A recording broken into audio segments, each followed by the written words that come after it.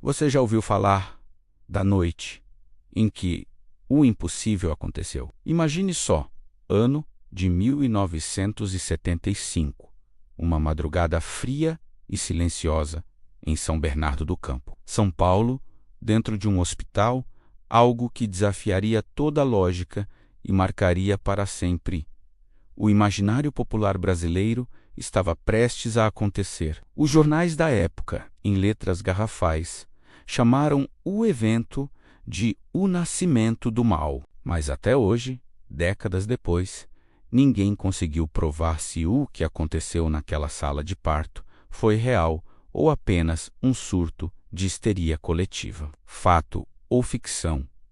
A verdade é que essa história se tornou uma das maiores lendas urbanas do nosso país. Prepare-se, porque hoje vamos desvendar os segredos arrepiantes por trás do nascimento do bebê diabo. Tudo começou no Hospital Neumater. Uma jovem dava à luz, mas a alegria do nascimento foi rapidamente substituída por puro pânico. Os relatos contam que uma enfermeira, desesperada, correu pelos corredores, gritando pelo médico de plantão: "Doutor, venha rápido, o bebê está..."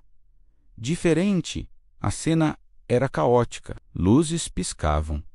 O equipamento médico parecia enlouquecer. O médico entrou na sala, ofegante, e se deparou com um coro de gritos abafados e o som de um choro de bebê que não era normal. Era gutural, distorcido, algo que não pertencia a este mundo. A enfermeira, em estado de choque, mal conseguia falar. Ele tem chifres, ela balbuciou.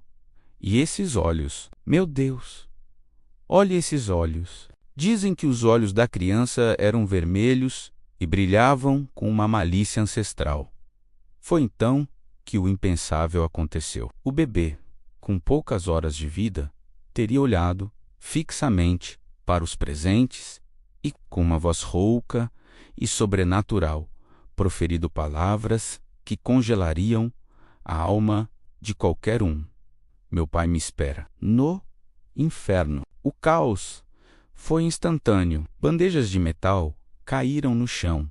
O médico recuou, paralisado pelo terror. O mal tinha um rosto, e era o de um recém-nascido. A notícia se espalhou pelo hospital como um incêndio. Em questão de minutos, o que era um sussurro aterrorizado se tornou um grito de pânico generalizado. Pacientes, muitos ainda em recuperação, fugiram de seus leitos, correndo pelos corredores em desespero. Funcionários, incluindo médicos e enfermeiras experientes, desmaiaram ou simplesmente abandonaram seus postos.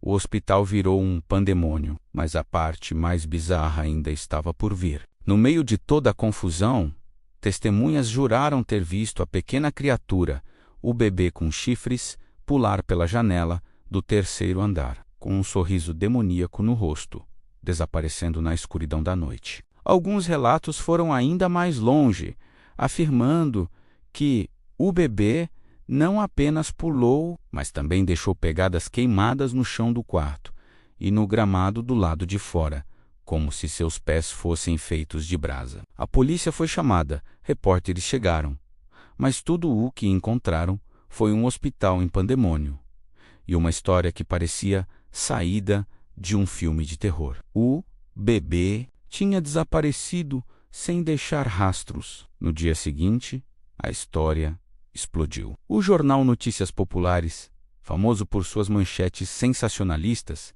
estampou em sua capa: "Bebê diabo nasce em São Paulo." Foi o suficiente para a lenda se espalhar por todo o Brasil. A população entrou em pânico, e a história era contada e recontada em cada esquina, cada vez com mais detalhes assustadores. O país estava obcecado com a figura daquela criança demoníaca. Contudo, com o passar do tempo, o mistério só aumentava. As provas, se é que algum dia existiram, simplesmente sumiram. A certidão de nascimento, nunca encontrada. Fotos da criança, nenhuma. O corpo do bebê, jamais apareceu. Os registros do hospital sobre aquele parto específico desapareceram misteriosamente dos arquivos. Era como se alguém ou algo estivesse apagando sistematicamente todas as evidências. A versão oficial tentou abafar o caso, tratando-o como boato, mas para o povo a verdade era outra. Dizem que a criança foi levada por forças sobrenaturais e que, até hoje, nas noites mais escuras, o choro macabro ainda ecoa pelos corredores e porões abandonados do antigo hospital. Quase 50 anos se passaram.